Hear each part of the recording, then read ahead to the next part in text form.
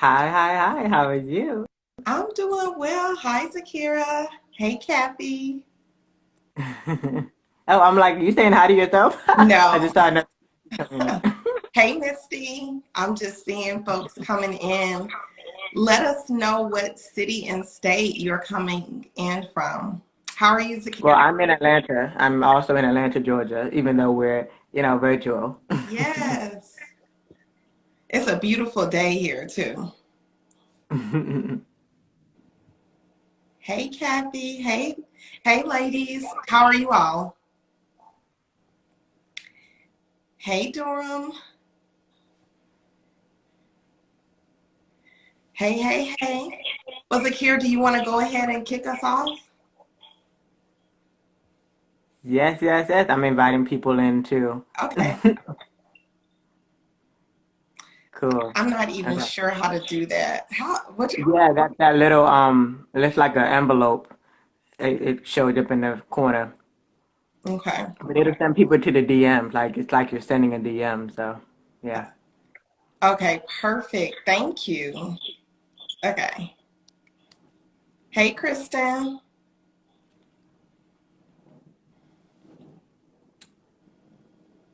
Thank you guys for joining. We're gonna go. Yeah, we got a couple of impact sisters in here. Oh, hey, ladies. Hi, women of impact. I thought too, Zakira, we could share where we met or how we Yeah, met. yeah, definitely. Um, yeah, okay. So I guess I'll just start ahead with the introduction and how we met then. Okay. So I am Zakir. I am a creative strategist that helps entrepreneurs to tell their stories, and in return, grow their marketing and grow their brand and master their marketing. And I live in Atlanta, Georgia. And but I've been around. I've been like to many, many places. But we'll talk about it in a few. But my dad was actually a Vietnam veteran, and so it's like that nomadic lifestyle stayed in him like all his life. Mhm. So then, that love of travel transferred to me as well. Um, but then we virtually met through a hybrid business conference called Impact Weekend. And so it was based in Atlanta, Georgia, but I'm kind of high risk, so I decided to just stay virtual. But it was still an amazing experience because we had a Facebook group where we could connect with people before, during, and for a little while after.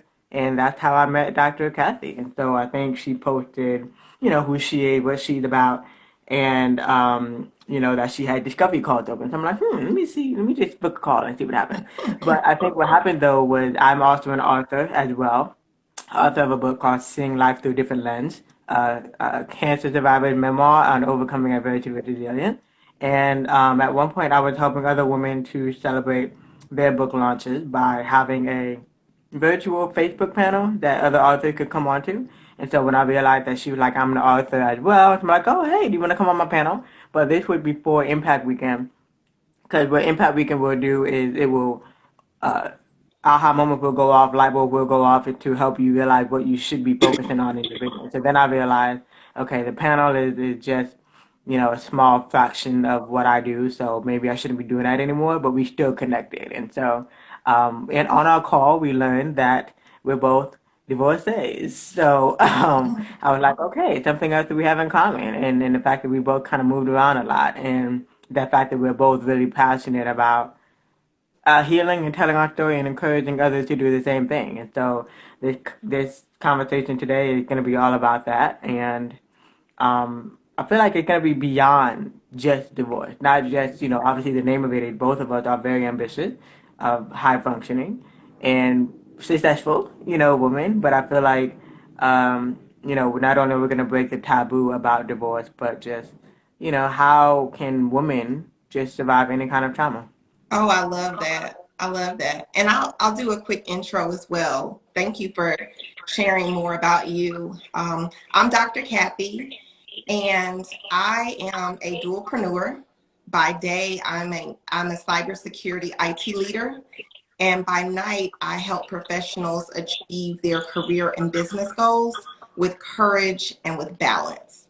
So I'm really excited about today's topic of navigating being a high functioning, ambitious career woman and dealing with the effects of divorce. And I love what Zaakirah said around removing the taboo and the stigma around being divorced. So I'm just really excited to jump in and definitely looking forward to sharing some strategies that you will be able to utilize through any type of trauma. Divorce is something like a death. And it's definitely, it can be a traumatic event that can affect your self-esteem and really the trajectory of how you see your future, both from a career perspective, business, and personal. So I'm just excited to share some things that I've learned through trial and error. And I've been divorced now for 10 years. So I feel very confident in what I'm going to be sharing with you all. So I think I forgot to mention that. I've been divorced for 1 year, literally as of the month of March. But we were married for 5 years. And then I actually, my cancer was actually saved by a photograph. And so ironically, I've been a professional photographer for the past 10 years. You know, I've studied photography. I was introduced to a camera at the age of 5. So I just see things differently, like literally, not just because that's the name of my book. That's just how I see things. And I strive to see things in a more positive light. So I forgot to mention that too about me. So yeah. I love that. And as we're sharing, ladies, and if there's any gentlemen on, feel free to drop any questions that you may have in the question box. But let's Or go even ahead and comments. Yeah. say that again. The question back to other comments too, Okay, right? sounds great. Well, let's go ahead and jump in. How do you want to kick it off? Cool. So where do we start? Because it's kind of like the divorce doesn't start when the divorce is finalized, right? Absolutely. Absolutely. That's a So I good guess way to for start. me, I could say that I mean I would working. I think for me, you know, especially for women, we mentally leave before we physically leave. So I think for me, I just started keeping myself busy with two jobs, right? So I had one job.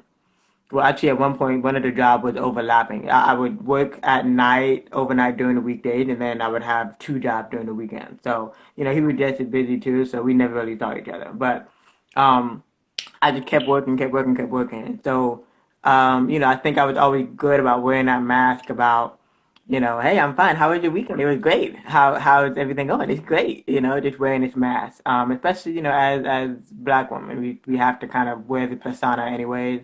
If we have an attitude of any kind, if we got problems of any kind, like people would question that. So for me, I would just stayed working, but I think I did start going to therapy. Now, for me, it was interesting because the divorce was amicable to a certain extent, but we did not have kids together. We did not have a house together. So, um, Tennessee is where the state that we were married and divorced in, and Tennessee had this law where you can waive court. You can just go pay the fee, sign the documents then and there. The court will tell you when you can call to find out if you're divorced or not.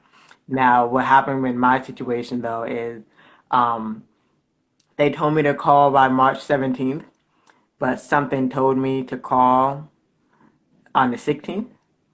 Um, And then I realized when I called, the judge's assistant said that my divorce was finalized March 11th. Mhm. So now, of course, I didn't move or do anything. We were still, which I kind of, I mean, now that I think back at it, like it didn't help my healing like at all. But I didn't leave my job or leave the apartment. It was a two-bedroom apartment we were in, so you know, he just went to the other bedroom. But um, March 11th was when the divorce finalized, and for a minute I was just like, "What am I doing? Why am I still here?" But even you know, psychologically, it's like I knew that between March 11th to 13th, I was with some girlfriends, and I was just talking about the divorce, talking about what's going Mhm. on. Like, so little did it's like I knew, but I didn't know that the divorce had finalized because I had really began virtual therapy, began my grieving process. But then I moved out. Like I mean, I moved straight to my parents' house because they knew what was going on. Unfortunately, though, maybe something else we can talk about it, but it's how the secrecy behind divorce, right? Mm-hmm. Because my ex did not want to tell his family. I'm the one who had to break it to the in-laws. Um, we told my parents only because I insisted on going to see them to tell them. So the secrecy, of course, my parents knew there was a secrecy behind it for everybody else, though. Um, and then by the time well, first of all, something happened the day before, and I'm just like, you know what, I'm done. I'm ready to go. I'm gonna pack up my stuff tonight. I'm just ready to go. But little did I know, I didn't call the judge yet, and so at that time, um, I was packing, getting rid of my stuff, listening to 90 Zombie to tune out of everything. And then next thing I know, I called the judge, and they said that it was already processed, and I'm like, yeah, it's time to go. So I'm moving into my parents' house. Yeah. And let me ask you a question. You said something wasn't helpful towards your healing process. Do you mind just repeating the piece that wasn't helpful? And if there's anything that looking back was helpful? So what was helpful, I'll start with that. What was helpful was being able to kind of rekindle the friendship with my girlfriends, right? Because of course, what we tend to do when we're in any relationship, we just focus on that one person. And so I was able to rekindle the relationship with my girlfriends, and so we talk weekly, like almost daily, and so that was great. But what wasn't helpful was even after divorce was filed, most people, by the time the divorce is filed, they're moved on. They're dating somebody else. They're moving on, right? But we were still living in the same household until the divorce finalized. Mm-hmm. So that I feel was kind of difficult because, sure, there were moments where he would help around a house, and there'd be moments where he would actually say, "Hey, you want to watch a movie together?" Right? And moments of, "Hey, is this a sign of rekindling?" You know, and you end up forgetting about all those red flags, all those signs, all those years of Sure. crying, fighting, right? So I feel like that's what did not help. Because for a split second, while we were still just kind of living in the same house, I feel like, is this a sign of rekindling? Got it. I can totally relate to that. I want to share a little piece of my story and touch on two areas that you brought up. One is around the secrecy of divorce, and then the other piece you mentioned is around the concept of, as a minority, we don't get to show up in the workplace as our authentic self, which is sometimes broken. So, as I mentioned, I've been divorced actually a little over 10 years. It's sometimes I forget the date, but it's almost 12 years now. It's hard to believe it's been 12 years, but I definitely encountered both of those scenarios. So for me, there was a high level of shame because I felt like divorce was my first big failure. And I've always been a very performance driven person. I'm adopted. A lot of adoptees find themselves in a performance cycle to feel like they're worthy of being chosen. So I've always achieved a high level of success and played it pretty much safe. So in other words, I did the things that I could achieve success in. So I didn't have a huge track record of failures.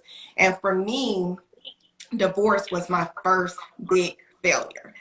And I would reframe that to say today it wasn't a failure, but I spent a long time feeling as though divorce was a failure.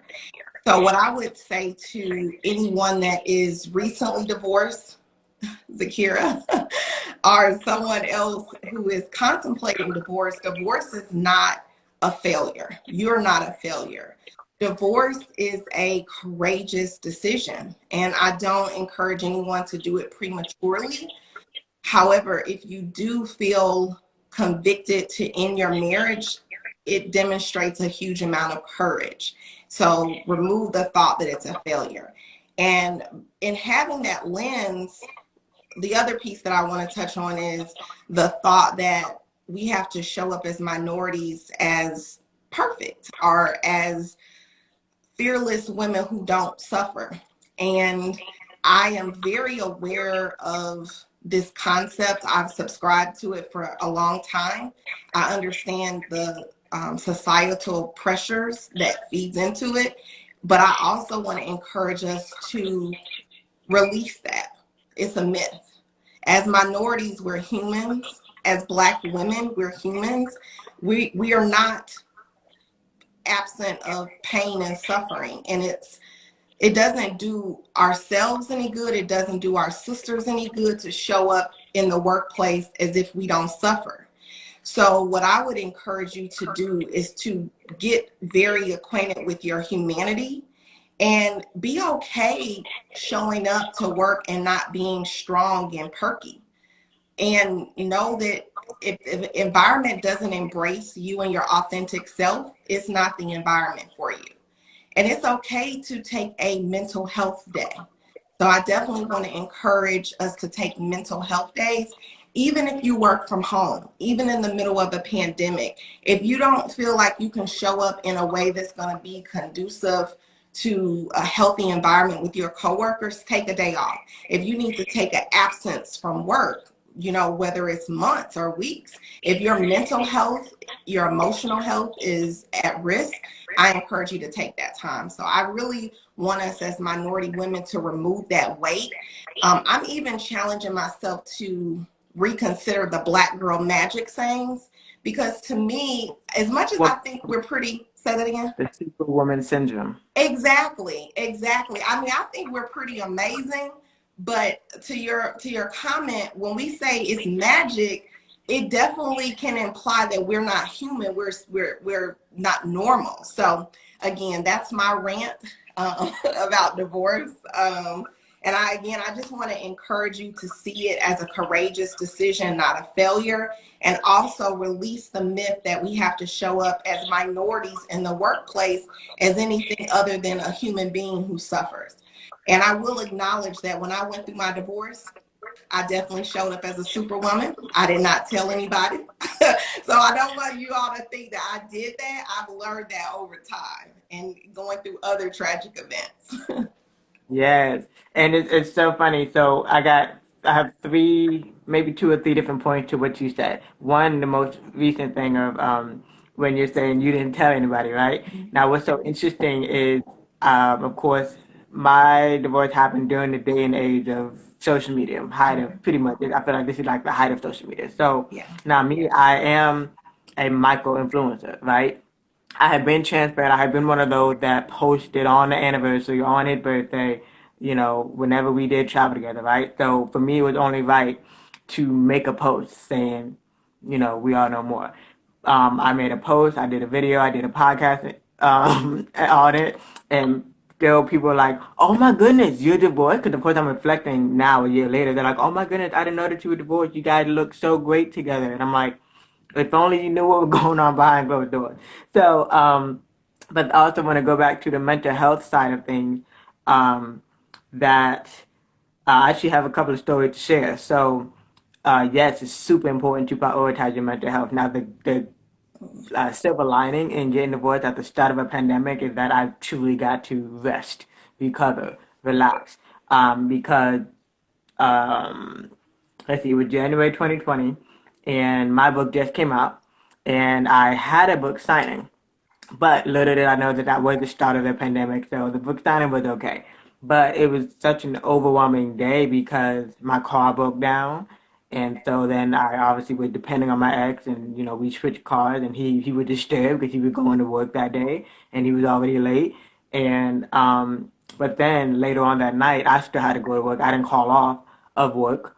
I should have, but I didn't call off of work. So I ended up going to work that night. I'm working in the retail. That this one was specifically a grocery store, and um, everybody was freaking out. It's the start of the pandemic, right? And so one customer freaked out so much that she took her frustration out on me, not physically but emotionally, non-verbally with a few Mhm. words. And next thing I know, as soon as they got quiet, because I did the overnight shift, as soon as they got quiet, um, took a 15-minute break and went to cry in the bathroom and called my best friend. I'm like, I can't do this anymore. I'm having like, I don't know what's going on. I can't do this. So she's like, breathe, take a Mhm. step back. Mhm. You're making progress, Yeah. and so she just really brought sense back into me. Good. But that's super important though, to be in tune to that, Yeah. so that you don't have those breakdowns, because there are people out there that do need you, and just because it seems like there's no end to the tunnel, no sunshine at the end of the rainbow, there will be. It's just right now you literally have to um, heal. You have to go back to the woman that you were before marriage, the amazing woman that you were before marriage. But sometimes it takes as long as it needs to. Like you said, it's been 10 years for you. It's only been 1 year for me. So yeah. Yeah. I love that. I do want to share 3 tips. So if you guys have a pen and paper on some strategies to help you navigate through your ambitious career and the effects of divorce, or even if it's just a failed relationship or other pain. But I want to touch on something that you mentioned that stood out to me. You referred to a micro influencer. Could you explain what that is, and then I'll share? So that's like, I don't have you. If you go to my Instagram page, I don't have 10,000 followers, Mhm. right?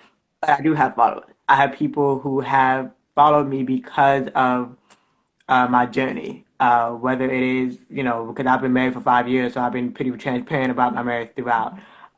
Or, follow me because of my photography, their clients, their, follow me for, whatever reason, because of my book. So I'm like a micro influencer, meaning I do have a voice that I use to empower, to impact, to educate. So people follow me, but I'm not like, like all these celebrities that are going through divorces now, they literally gotta turn off comments. They gotta Right. take up, digital detox. So micro influencer is basically, I mean, anybody who's listening and watching right now, you're an influencer. If Thank you are utilizing your, social media for good, for to tell stories, you're an influencer. you. So yeah. Thank you for, I was following you. I just wanted to explain it because that's the first time I've heard the term, but I was tracking with you. So I want to offer something up to everyone.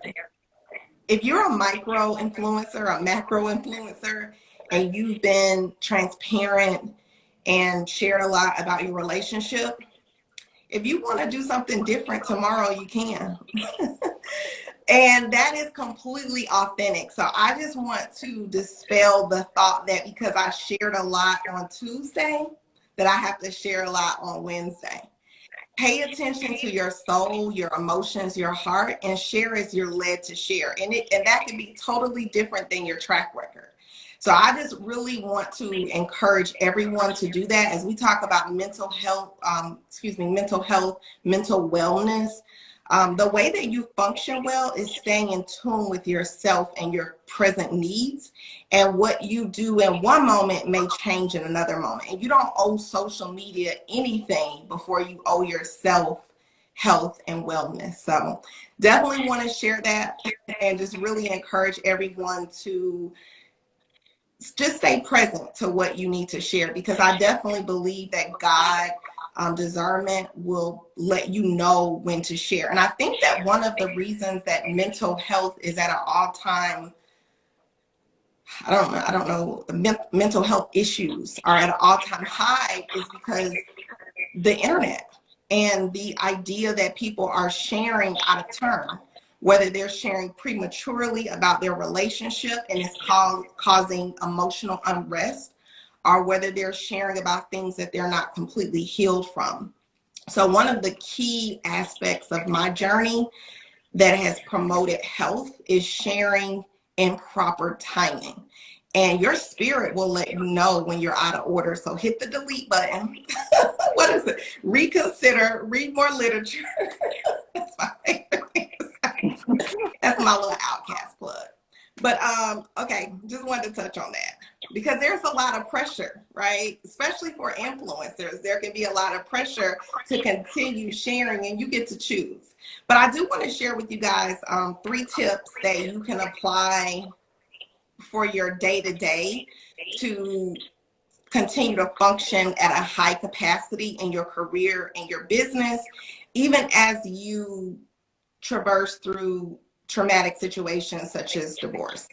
So the first is to have a strong intention for your day, for your week, for your month, for your year. Know where you're going.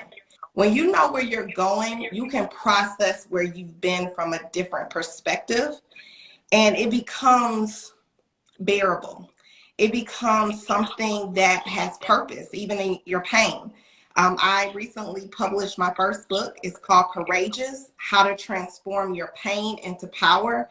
Thank you, thank you. And the first step is to make peace with your past. So again, get a really powerful vision that's going to move you forward, and it's going to give you a resolve, because everything that's happened in your life, God is going to get the glory. He's going to turn, it's going to be beauty for ashes. It's going to be a good thing. So as Zaakirah mentioned earlier, no matter what it may feel like today, know that joy comes in the morning. So the first thing is to get a powerful intention. The second thing is no is a complete sentence. No is a complete sentence. I want to turn into a rapper. So whatever you need to do to make it feel good, sound good, no is a complete sentence. And the people in your life that cannot accept a no from you don't deserve a seat in your life. You need to be healthy and whole to be well in your relationships. And you deserve to be able to say no. And you also deserve to be able to say yes. And oftentimes, the more we say no, the more room we have to say yes. So again, no is a complete sentence. The third thing, know yourself.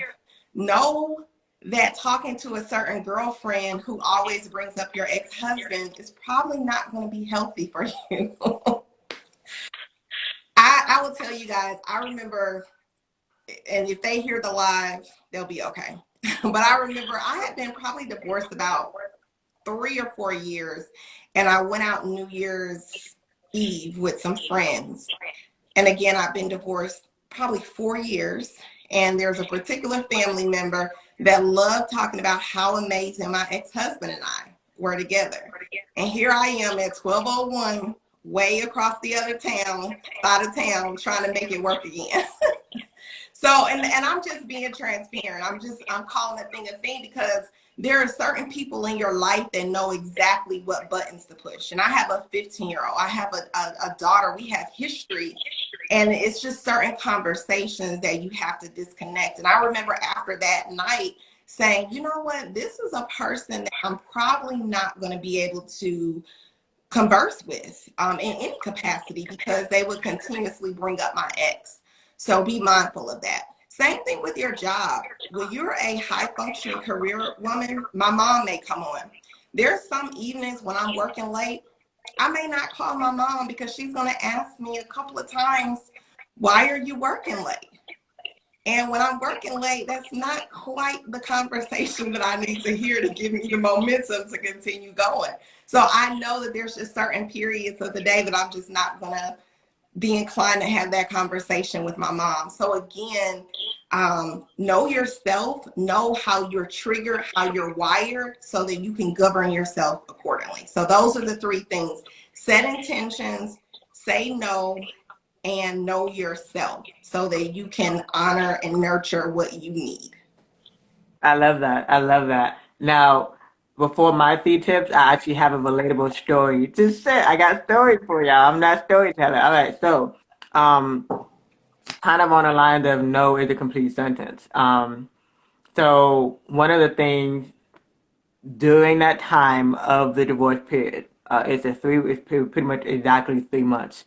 Um, again, like shocker, but also a blessing in disguise, because we did not have kids. Most divorces are sped up, or sorry, take a long time, but mine was pretty much sped up. But during that divorce process, he was still in school, working full time and still in school. So mind you, we never saw each other anyways about during that time period. But one thing that helped him during that period was he's an audio learner and I'm a podcaster. So he asked me to recite his study notes for him, right?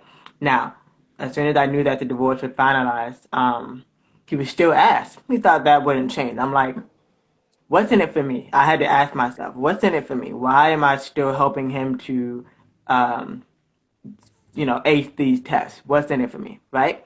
So I had to say no is a complete sentence. No, I can't help you with that anymore. Of course, it wasn't like, okay, no problem. It was like, wait, why? Of course, there's some people who are going to question your boundaries, but no is definitely a complete sentence. And know yourself. Um, my parents are one of those who uh, still ask every day, "How is he doing?" Why are you asking me when you have his number? When I am the one who have expressed to you that I do not want to talk about it, I do not want to talk about him. I have nothing to do with him at this point. If bringing him up or having a conversation with him or even seeing him is detrimental to my healing. And I know that about myself because I know that there was a lot of love during that 5 years, and that love has got to fade away somehow. So that's what I got for your two out of the three tips. Now, my three tips that I've learned, um, one is kind of piggybacking off of what we mentioned earlier, is get back to the amazing woman that you were before. Find out who that girl was. Yeah. What were you doing when between the ages of 7 and 14? Before all responsibility, before kids, before even a thought of dating, what were you doing between the ages of 7 and 14 that you could do for hours on end? Get back to that little girl. Next is prioritize mental health. Now, for me, of course, I did sign up for virtual therapy, and I think that's another thing. Like most people, just don't even go to therapy of any kind. Um, but I did sign up for virtual therapy. But on the moment that I was not in therapy, my sort of therapy are those love songs that define the love that I desire, right?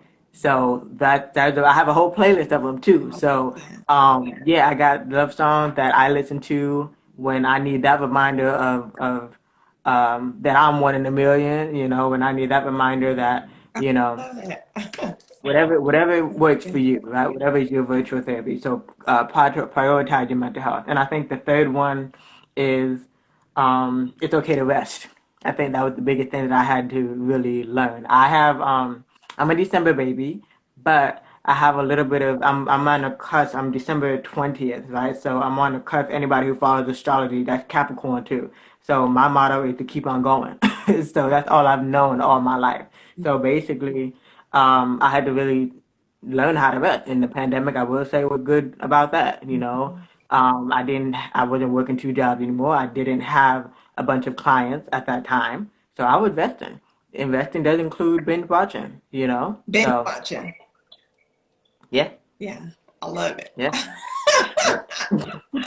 What have you been watching? So I love. The first thing coming to my mind is This Is Us, but then I have Amazon Prime, right? So most people neglect their Amazon Prime account. All you use it is for shopping. I'm like, you have so many TV shows and movies on there. So I was just watching like a lot of the Amazon original shows. So I like drama, like This Is Us, like some comedy movies, so some action movies, so a little bit of everything, Okay. really. I love that. I actually checked out my Amazon Prime this weekend. I turned into 000. I don't know if you guys have heard of that series. It's an Amazon original. But I I love couldn't get those into it yet, tips. but maybe I'll try it again. But I couldn't get into it. I started. I'm like, It was tough. That's the type of show mm, that I'm able to do a little bit of work while I'm watching. yeah. So yeah, that's perfect. It served its purpose. But thank you for those tips. I love those. I'm definitely going to. Shamar left a comment. Sylvie's love was really, really good. It was. It Yeah. was. That was so good. You know what? That makes me think, Shamara. I think it's cool to kind of have like a love story movie list too, in addition to the song list. So I love that. But I know we've been on for 30 minutes. Let's open it up if you all have some questions or comments. Is there anything that you would like advice on navigating through, either from the divorce side of things, the career side, or somewhere in between? And I actually have questions too.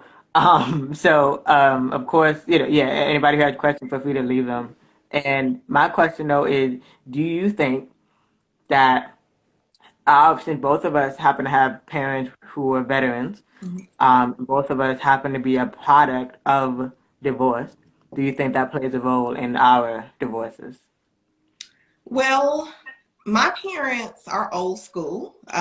They've actually been married for over, I've stopped counting because they're separated, so they're not divorced. So wouldn't say I'm a product of divorce because they're officially still married. I know my mom is like, why are you telling my business? She's that type of old school, like talk about something else. However, my parents' relationship, my parents' marriage definitely impacted my choice on my marriage. I talk about that in my book, so I'm just gonna do a plug there for that and spare my mother. And as far as my dad being a Vietnam vet, I would say that there was a lot of unprocessed pain, and that definitely impacted the way that I process pain. So ultimately impacted my marriage. So the short answer is yes, absolutely. What about for you? Yeah, I second that. I think I'll plug my book too, Seeing Life Through a Different Lens. It was talked about a little bit how just how much cancer can affect marriages. You Mm-hmm. know, most don't make it, and there was a point actually where my parents did get divorced for like a whole year. I was 18.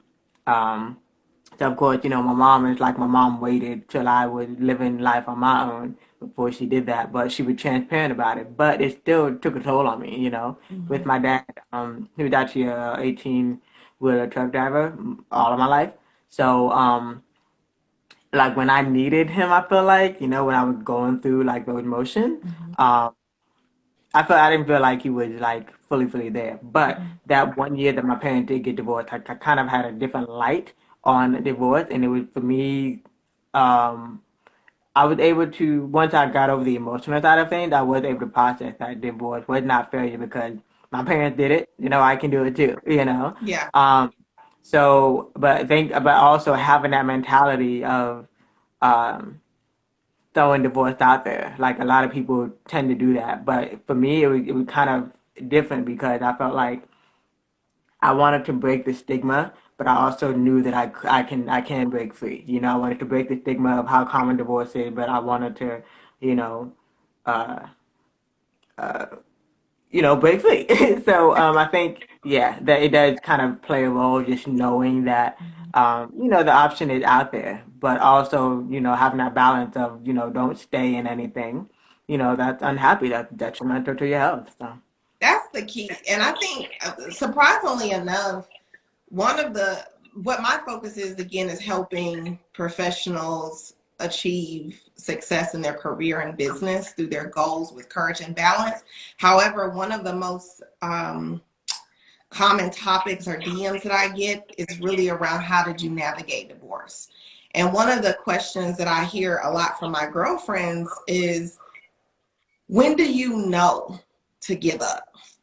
And I think that's a tough one. It's definitely one that I purchased a whole bunch of books and had a long list of conversations that did nothing but confuse me more. But the one thing that I would say there is really getting quiet and saying, what is it really going to take for this relationship to go forward in a positive manner from you and from that person?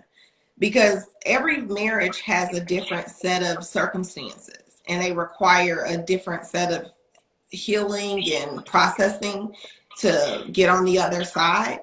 And once you've identified those things, be honest with yourself as to whether or not you're willing and able to do your part, and then see if that person is willing to commit to their part.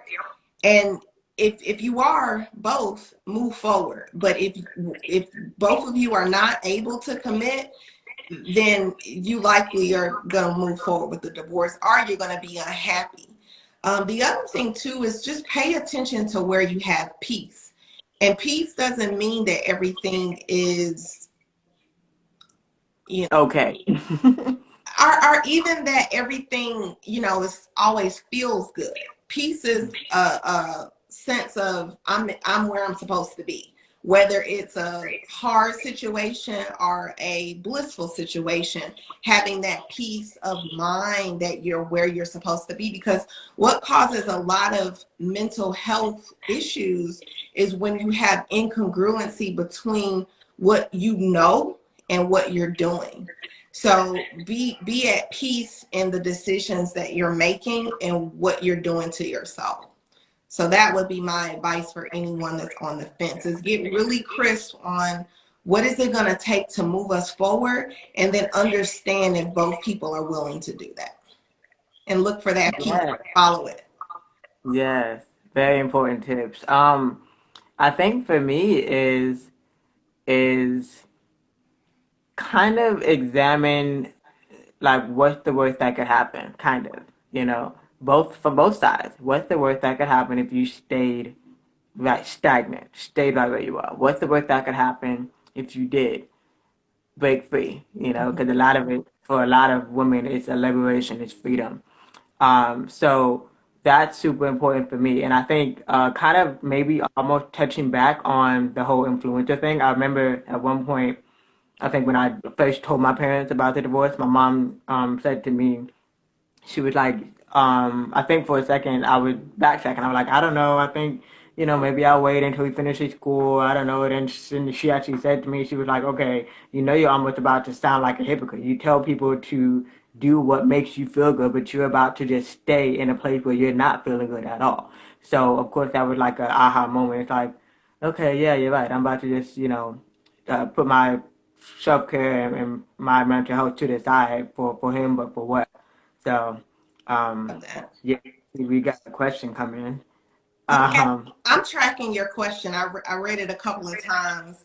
And Kathy's asking, can you speak to triggers? For example, why do all forms ask for your marital status and they can easily derail you in a moment? I am with you on that.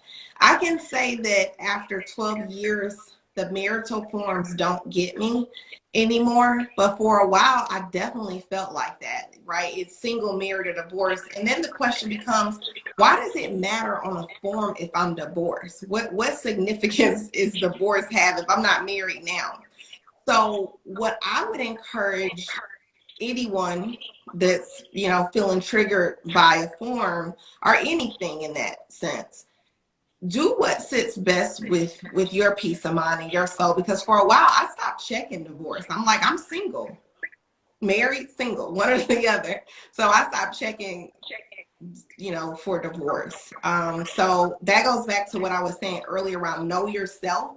And if you know that that's a trigger for you, know how you're going to respond to that trigger. I remember I used to get annoyed when I would be called by my marital last name at my daughter's school. And it happens all the time now.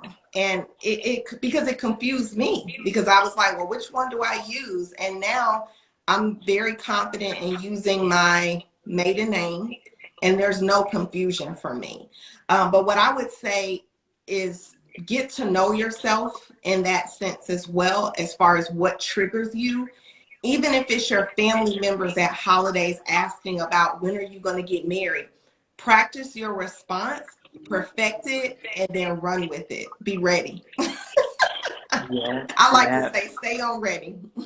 And give yeah, yourself grace too. If you have a breakdown, it's okay. I know, Zaakirah, you were sharing early. I definitely agree with taking care of yourself so that you can manage your breakdowns, but embrace them, because the best and only advice that was helpful for me when I got divorced was there are a series of emotions that you're going to feel. I think there's 5 stages, and they come and go.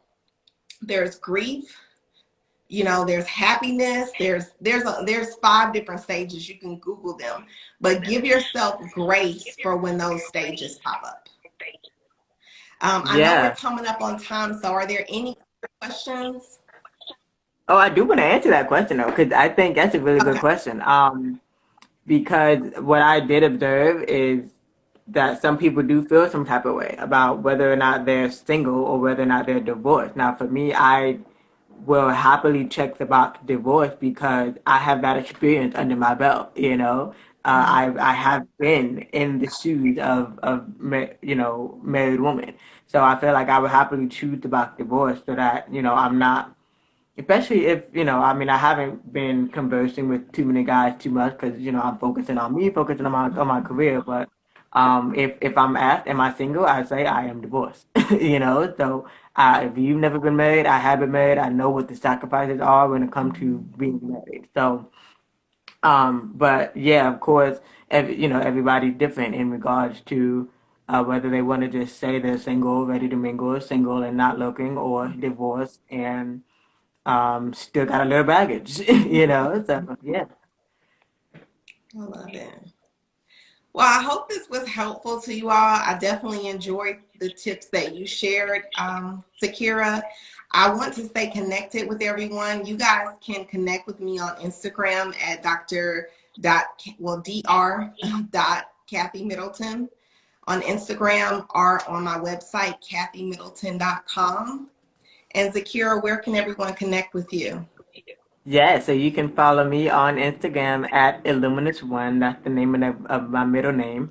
So typically on my website is zakirahnayyar.com. Nayyar is Arabic for luminous, which is bright light.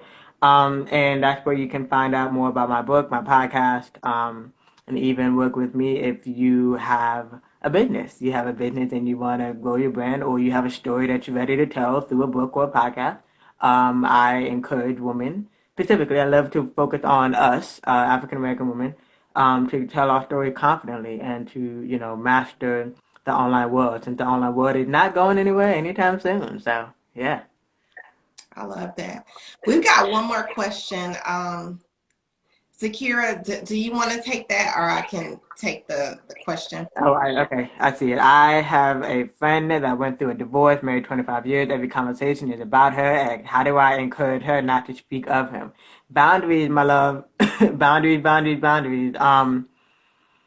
So for you as the friend, you can talk to her and, ask like what intention is that she really has she set with him? What intention does she want to set with him?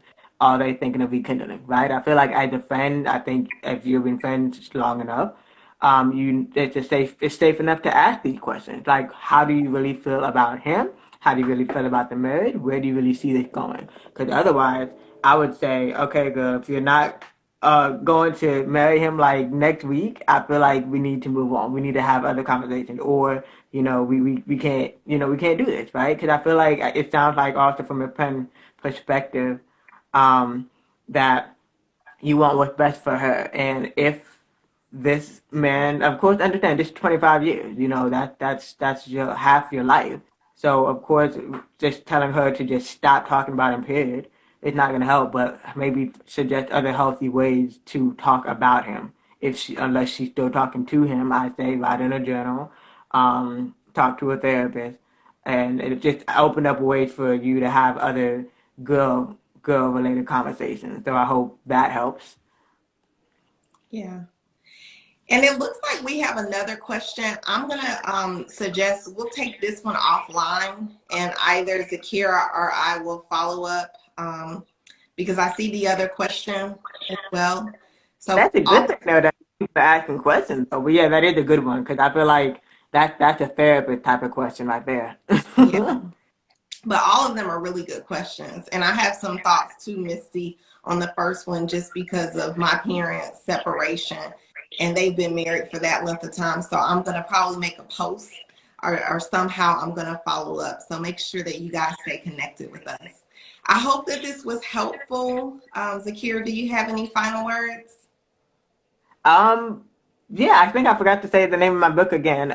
It's Seeing Life Through a Different Lens, a survivor's memoir on overcoming adversity with resilience. So definitely check that out if you want to um, see life more positively, right? Because we all go through trauma of any kind. And my book is actually written by my mom and I. So, you get both my perspective and the perspective of a parent. So seeing life through a different lens is the name of my book.